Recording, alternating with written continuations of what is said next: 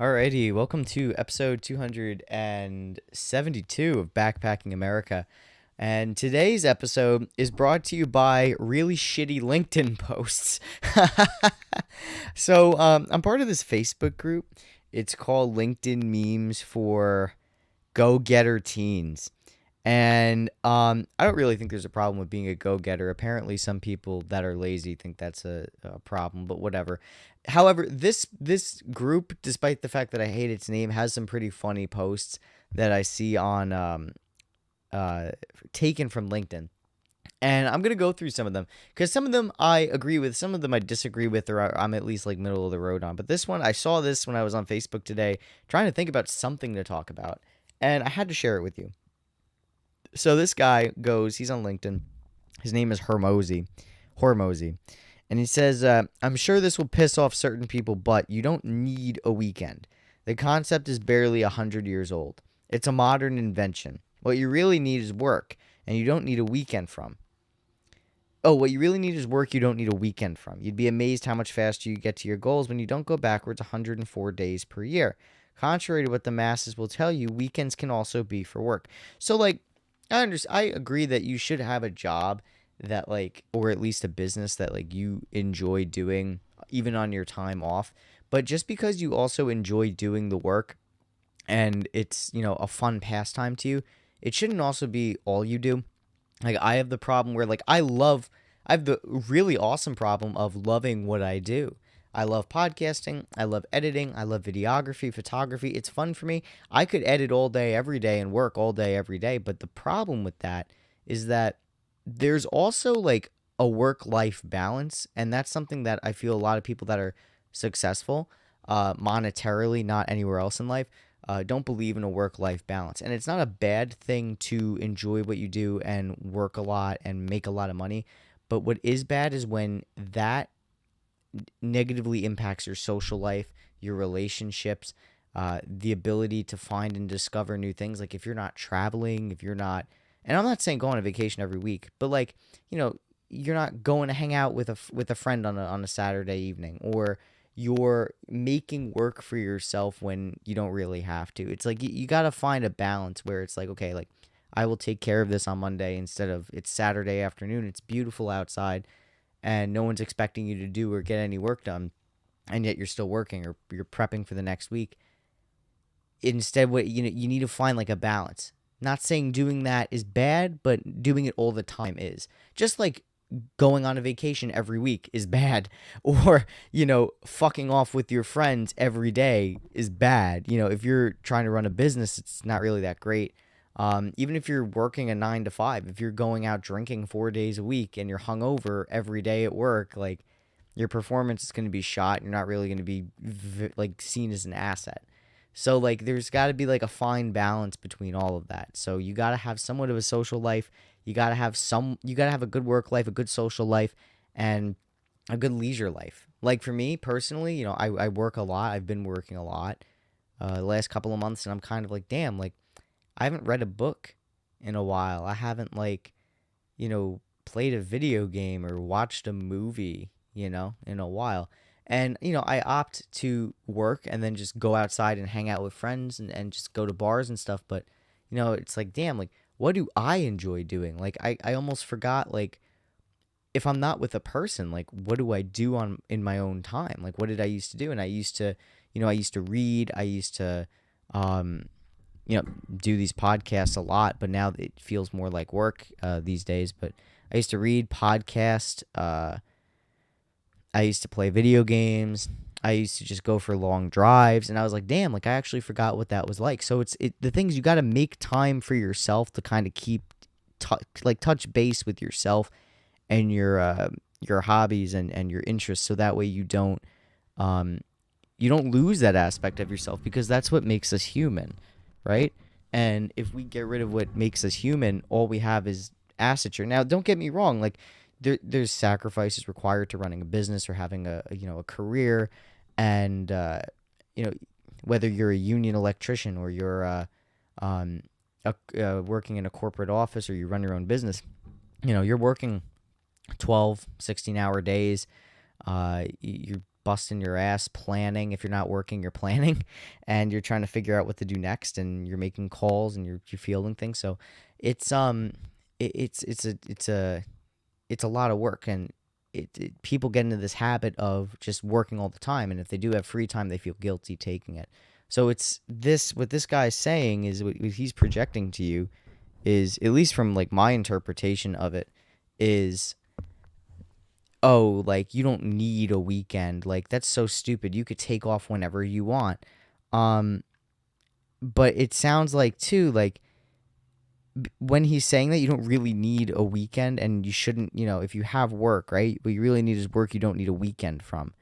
He's thinking like, oh, you shouldn't need to take a break from your work. Like it should be like fulfilling, which is true. Your work should be fulfilling, but working 300, even doing something you like 365 days a year is kind of crazy. Like, when I stopped playing video games every day, I noticed that I was able to do more stuff and think about other things besides just like sitting down and playing video games for an hour or two. Like, I got more stuff done.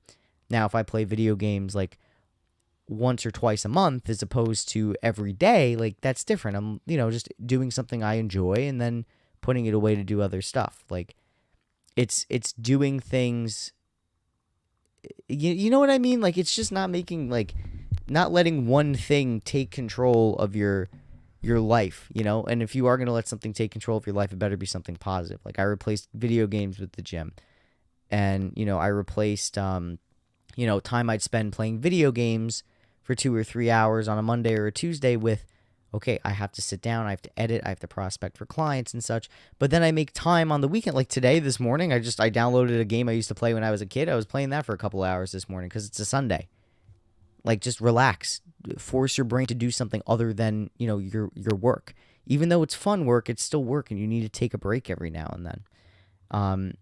So, weekends, yes, weekends can be for work. But if you're going to be working on the weekend, at least give yourself a day during the week to just kind of calm down is what I'm saying. This one doesn't really apply. Let's see here. This one's a video. This one is a prompt. What's your worst interview story? I need to steal it for school. My worst interview story. That one I have to think about. I haven't had really many bad interviewing experiences. I guess, like, to sum it all up, is the worst interviewing experiences are the ones where they tell you they're going to, like, you get a lot of benefits on the job. Like, I've worked in places where, like, oh, you get studio access, we're going to help you progress in your career, and and then that all turns to be bullshit. Or the ones that actually have to sell you on a job instead of just saying, do you want the job? Like, if you have to sell me to work for you, there's automatically, like, a glaring problem. Like, I already want to work. There's no need to pitch the work to me. I just need to work. Let's see here. This one's about Indeed. Let's see this one. You apply for 20 jobs on Indeed. The silence is deafening. You apply for 20 jobs on Indeed. Half of them require you to create an account on the company website. You leave a trail of ghost accounts that will be used once and never again. You never receive a response. You apply for 20 jobs on Indeed. One employer offers you an interview, but it's so rare for you to receive any response that you forgot to check the website and you missed the time. You apply for 20 jobs on Indeed. One employer offers an interview, but you don't know the magic words that signal to the esoteric mind of an interviewer that you're fit for the job, or an algorithm, rather. You apply for 20 jobs on Indeed. One employer emails you saying that, unfortunately, you don't have the qualifications we're looking for. You check job again and see you apply to be a menial laborer. You apply for 20 jobs on Indeed. Half of them require a car. No one stops to ask how you're supposed to afford one with no job. You apply for 20 jobs on Indeed. One employer offers a job. The commute makes you want to die in your sleep. You call the HR manager for the workplace in hopes of arranging an interview more directly. They don't even have an answering machine. Employers complain that no one wants to work anymore. Yeah, so this is an interesting one. I've had really horrible results with Indeed. This guy just commented in the bottom of the shout out to the time I got rejected for a job cleaning headstones. That's really bad. I don't know why I thought that was funny, but it's true though with Indeed. Like, it's very hard to find a job through Indeed. The ones that I had a lot of responses back from were social media, no, not social media companies, more it was car sales and uh commission based jobs, car salesman, something with Verizon, something with solar panels, all the commission based jobs, they'll get back to you right away. But like a lot of them, like I didn't want to sell cars, so I bailed on that interview. And the well, actually, it wasn't even because I didn't want to sell cars. I had another interview lined up for a job that I really wanted, and then that ended up falling through. I ended up leaving there. I think I bailed on them for when I was a journalist. I don't remember what the story was with that, but anyway, like um, I had another job interview. Oh, the worst job interview I ever had. Okay, this is the worst job interview I ever had. I think it was for like Verizon or something, and then I'll get back to Indeed. And I found them on Indeed, so it's still relevant. It was like this reselling company, but it wasn't for Verizon. Was it for Verizon? I don't even remember. It was some sales company. Maybe it was for Windows, whatever. And the guy was like, "Yeah, so like, what are your dreams and goals?" And I'm like, "Okay, whatever." And the guy was like asking us like these really personal questions, like, "What if you're a team player, like what makes you a team player?" And we were like 40 minutes into the interview of the guy just trying to sell us the job and asking us like really personal questions about ourselves. And then like I finally was like, "Yo, what is the commission structure? What exactly are we doing?" Didn't explain the job yet, didn't explain what we're doing. It's an hour and a half interview, right? And it was just like stuff like, "Oh, like what spirit animal are you?" No fucking kid, not even fucking kidding. Like, what spirit animal are you? And like, what would you do if you were on a desert island and like you only could bring three things with you? And I'm like, what the fuck am I applying for? And I'm like, this is bullshit anyway. And he's like, "Yo, we need people in the grind set, and we need." And I'm like, Jesus Christ, shut the fuck up. Like all this toxic positivity and toxic success story stuff, where it's working 24/7, like the first guy I was telling you about. And I leave the interview, and I get a call from one of the guys, the women that are actually above him, and she's like the chief hiring manager, and she's like, "Oh, I heard it didn't really go so well. Like, what happened?" And I laid it out flat for her, like how I explained. She's like, "Oh wow, I really do apologize. He's actually pretty new at his role right now." And that was like one of his first interviews. It was also a group interview, so I was like the most qualified person there, and I was like, "This is fucking bullshit." So the guy was. It was just it was just really, it was really fucking funny, and I think the guy was a little intimidated by that too because everyone else was like less qualified than him, and then I pulled up with like a full ass college degree and then like marketing experience and media experience, and then he was like, "Oh." So that's another thing too, is like when job interviewing, like you meet people that are insecure of your qualifications. So Indeed, like those are the only types of jobs you're really gonna get responses from on Indeed, is commission based jobs like that. A lot of door knocking, and it was like, I think it was a Verizon salesman door to door job. It wasn't like where you're the guy in the store selling phones and plans and shit. You're the guy they send out in the street. Like it's one of those jobs. And I think it was for we'll just say it's for Verizon. I don't even remember what the actual company was. Oh no.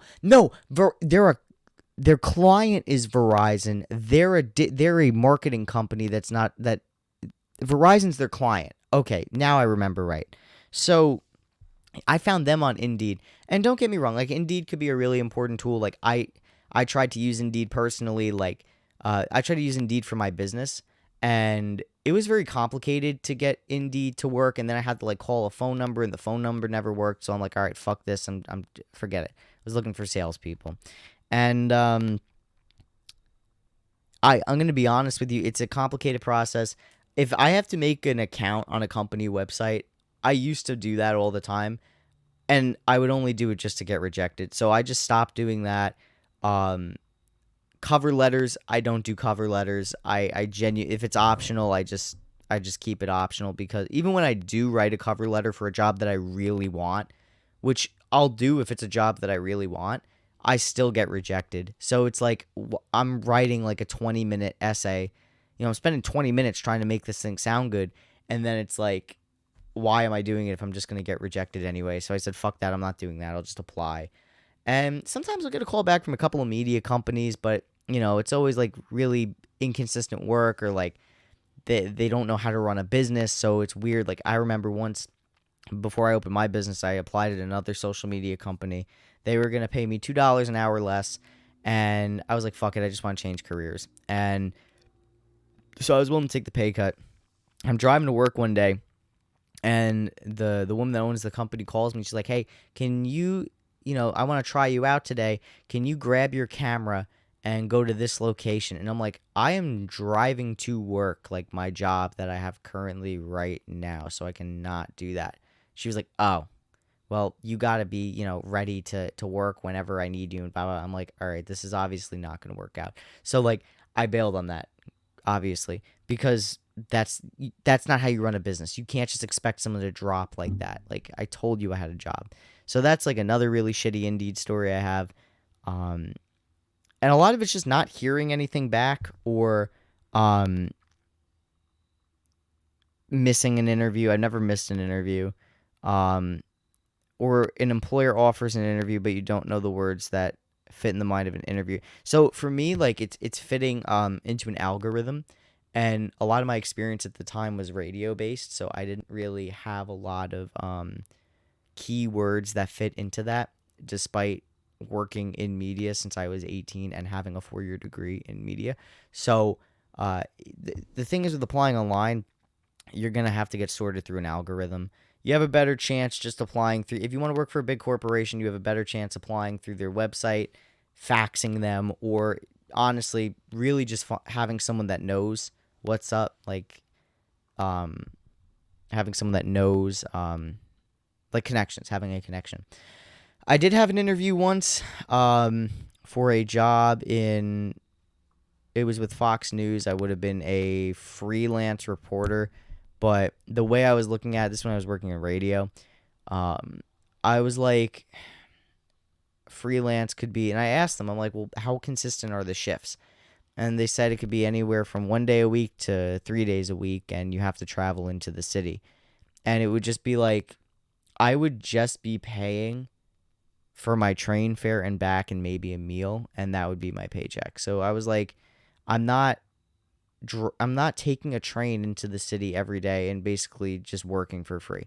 And this was a few months before I left radio, so maybe like 8 months ago, 7 months ago, and I was like, fuck this, I'm not doing that. And I told the lady very nicely, I'm not doing any of that.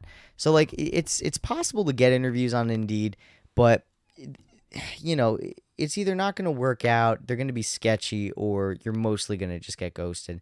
You're better off applying on a company website, doing your own work, or just honestly, I started my career in radio by just walking into places and asking if they had work, and that's what I did, and that's how I got work. Let's see what else we got here. Let's see.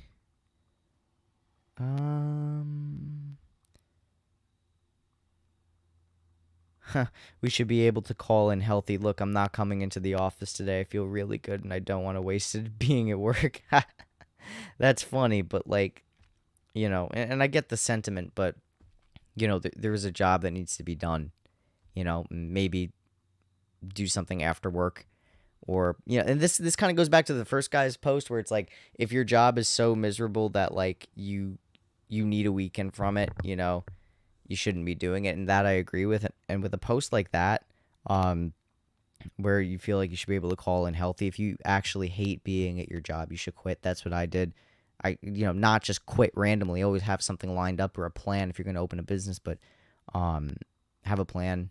Try to find something better. When I wasn't trying to open a business, I was always looking for the next big opportunity.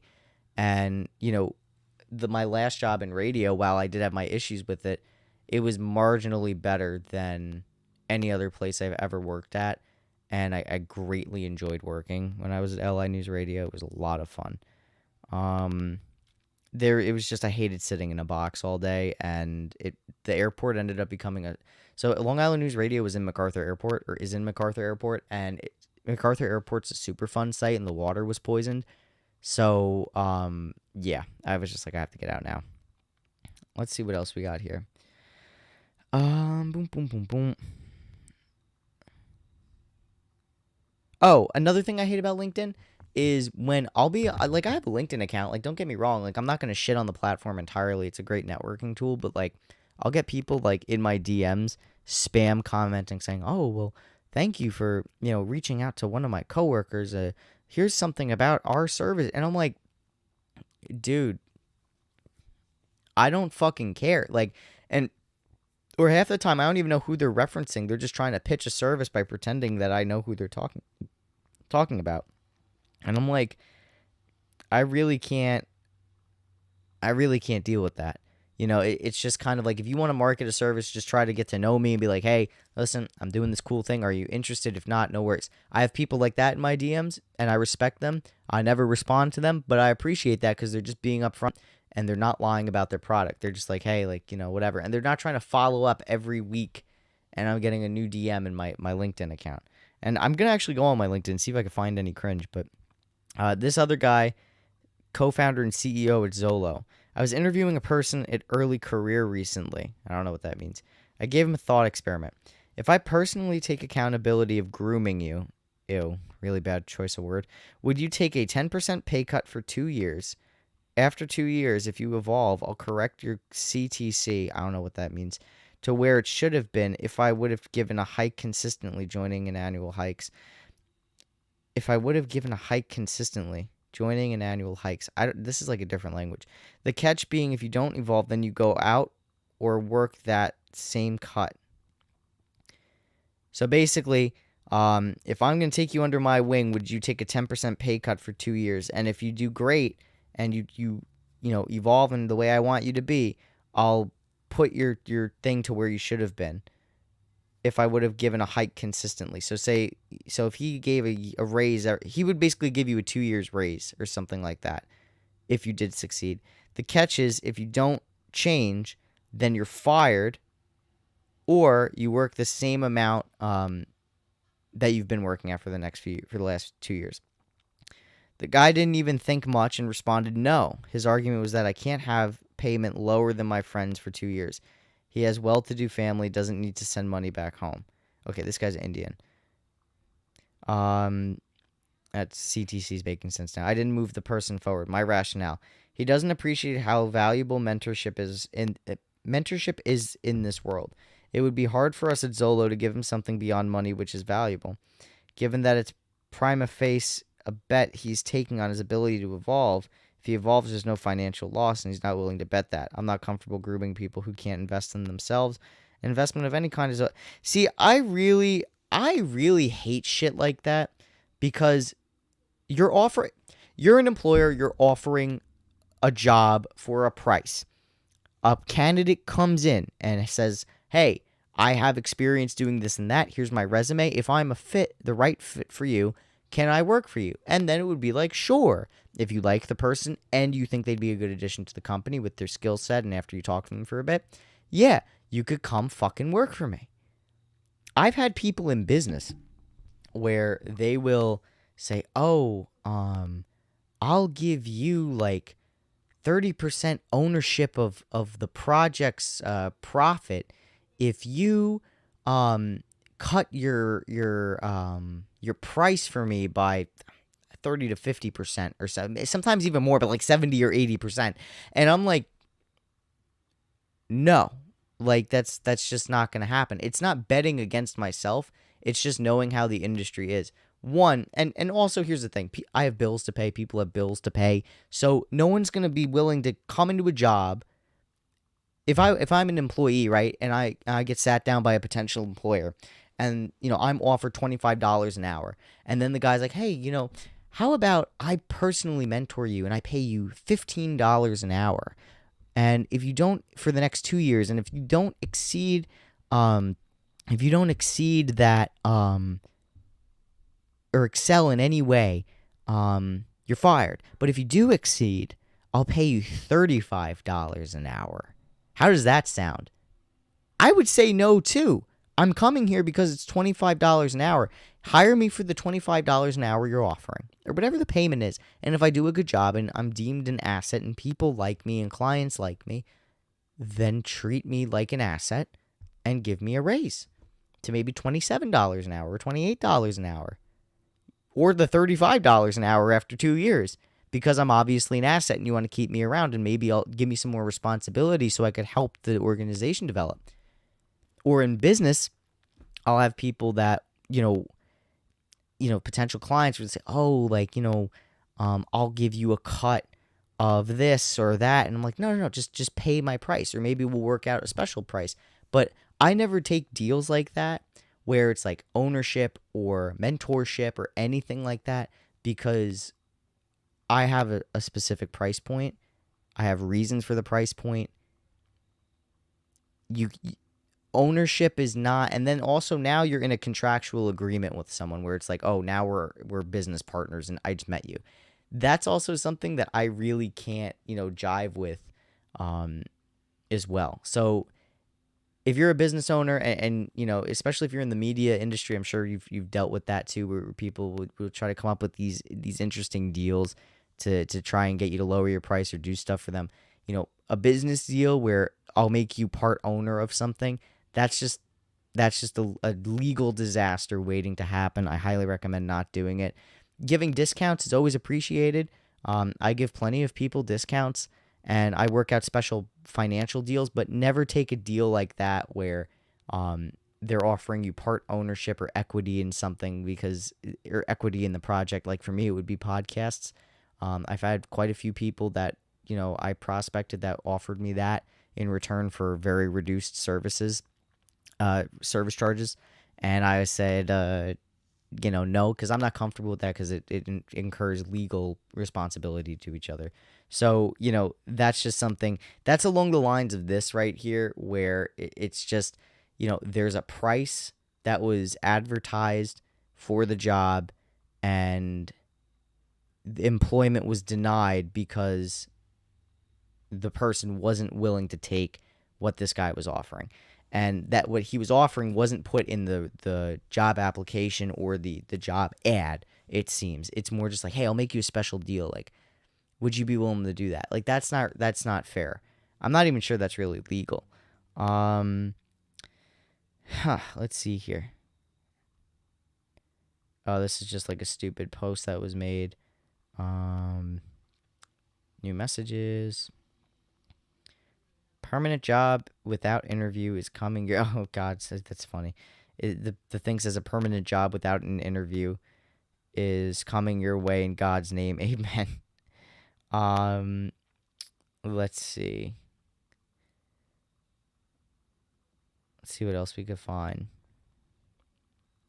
If anyone ever makes you participate in an icebreaker exercise, your goal is to make them regret it. I got to tell you, I hate icebreakers so much. I genuinely, I just come there to work, and if I want to get to know you as a person, I'm going to just talk to you like a person. I'm not going to force everyone to sit down in a room where we talk to each other and say, okay, everyone, what's your favorite color? What's your favorite thing to do after work? It's so awkward. It's like, what if I don't like half of the people that I'm in the circle with? Now you're forcing me to talk to them. I have to talk to them anyway. Don't force me to talk to them. That's different. Another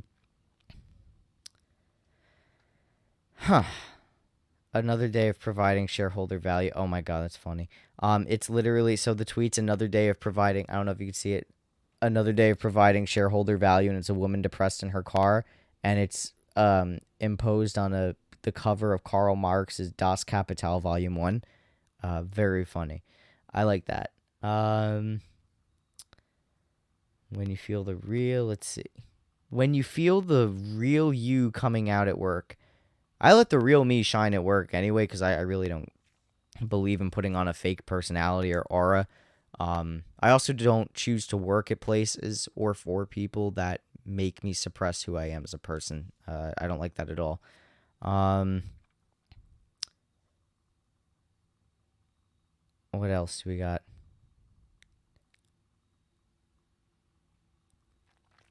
What is the craziest thing you've ever done for money?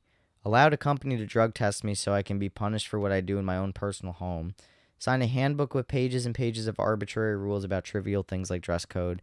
Agreed to their mandates about when, where, and how I must do my work while continually operating under a we can fire you at any time for any reason top-down dictatorship. Um all right, so like I agree with drug testing. I'm going to be very honest with you. When I expand my company and I start using vans or having people, take my equipment to different locations and work with my clients, you're getting fucking drug tested. You're getting fucking drug tested. Um,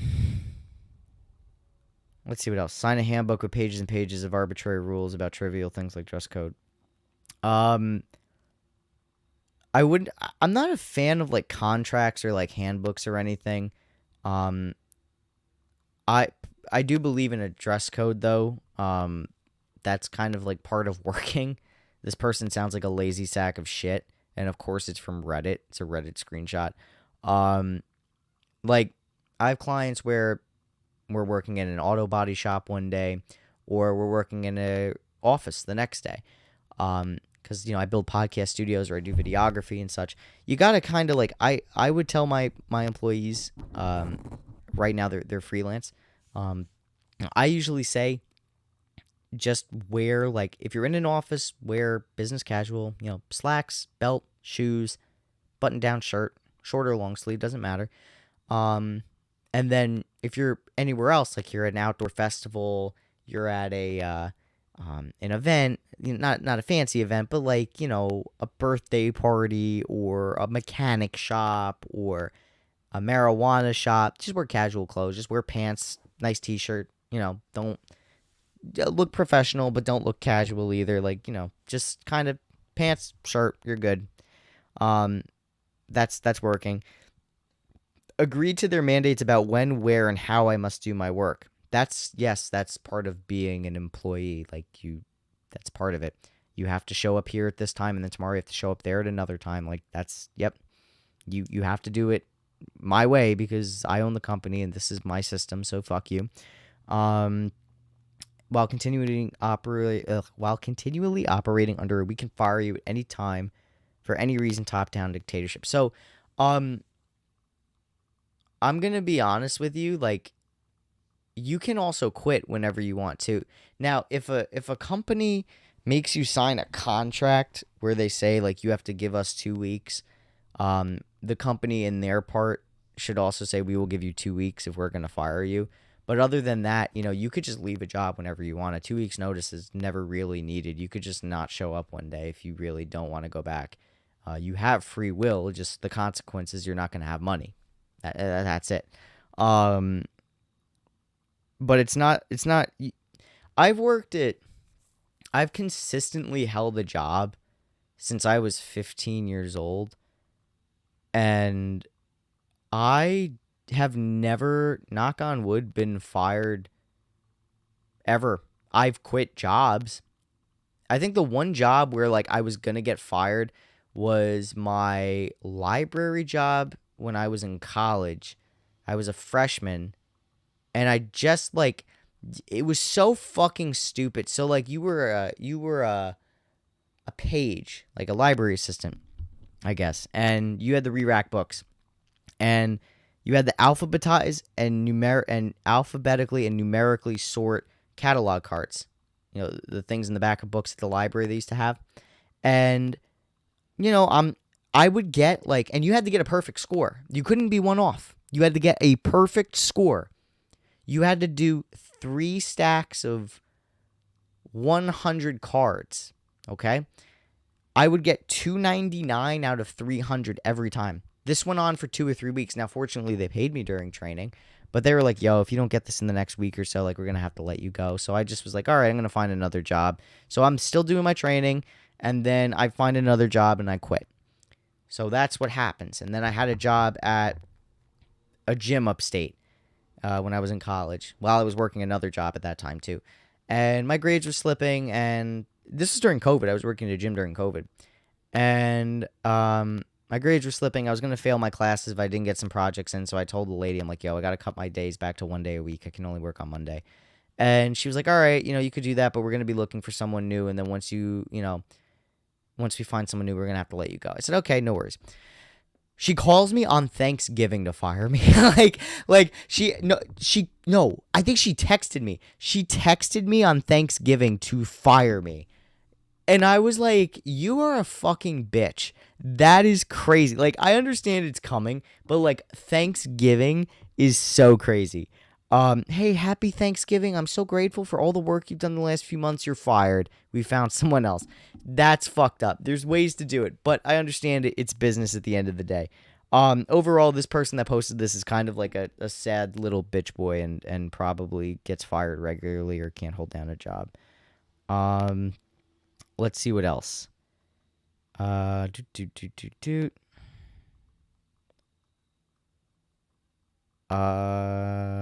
don't know what that is. I don't understand that. Okay, this guy, Tanvir Sultan, MBA. Today, one of my employees asked for a raise because he will be a father. I instantly fired him on the spot. This can't be real. That can't be real. Boop boop boop boop. Verbally offered $24,000 for a new admin. Verbally offered $24,000 for a new administration job. Someone in HR transposed the digits, so all my employment paperwork and contracts state I'm paid $42,000. It's been 9 months receiving this higher amount per month, and I'm not saying a word. That is a flex. That is a flex. They are in fact being legally paid too, because HR just fucked up, so they're just being legally paid.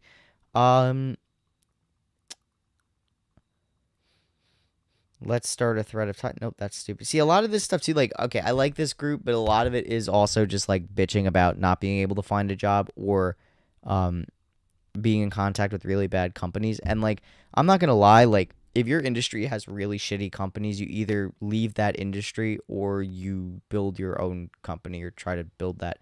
Or just do what you went to school for as a hobby and then get another job, another profession. Like, it's very it's not an easy choice. It's something you got to grapple with, but like, I've seen it happen. So many people in radio have left. I left radio to open my own company. I have another friend of mine, Mike. He left radio to be an office assistant. He's the happiest he's ever been, and he actually has a life again because he's not being overworked 24 hours a day, being on call, working 16-hour shifts. So, yes. And then also, like, what I see too, Employee Appreciation Day, right? So, what they'll do is in a lot of corporate stores, in order to they'll throw like parties, or they'll throw like pizza parties and give out free food and stuff. And a lot of it is seen as like an attempt so that way people don't ask for more money, or they don't unionize or whatever. And I used to kind of believe that, and then I was just like, what if they're just genuinely trying to just show like appreciation to their employees? Like, because you got to think too, like, not all companies can afford to give everyone a raise and give some people a raise, but it's cheaper to just give out a sweatshirt or a nice meal once in a while than pay everyone $10,000 extra a year. You know what I mean? Like, it's just not feasible all the time. Now, there's some companies that absolutely can, like Walmart can absolutely pay all their employees like $5 extra an hour, and they should be. McDonald's, Taco Bell. But if you notice, a lot of fast food chains, they're offering $18 to $25 an hour. A lot of supermarkets are offering $18 to $25 an hour. So, they are doing their part to raise the wage and make those attractive professions again. But local companies, smaller companies, family-run companies, they are paying minimum wage and they are bitching about it. And I don't blame them, because you're barely making ends meet as it is. You're a local pizza shop, a local deli, me, it's just when you're you start a business to survive on your own, but then you get to a point where you need help, but then like you can only take so much help because you can barely afford the help you already have. So, it's really just trying to increase productivity as much as you can so you can bring on more help or increase the pay of the people you already have. It's difficult for small businesses, major corporations, little different. Like if Walmart threw a pizza party instead of giving me a raise, I'd kill myself. Not literally, of course. Just joking. Um, let's see what else we got.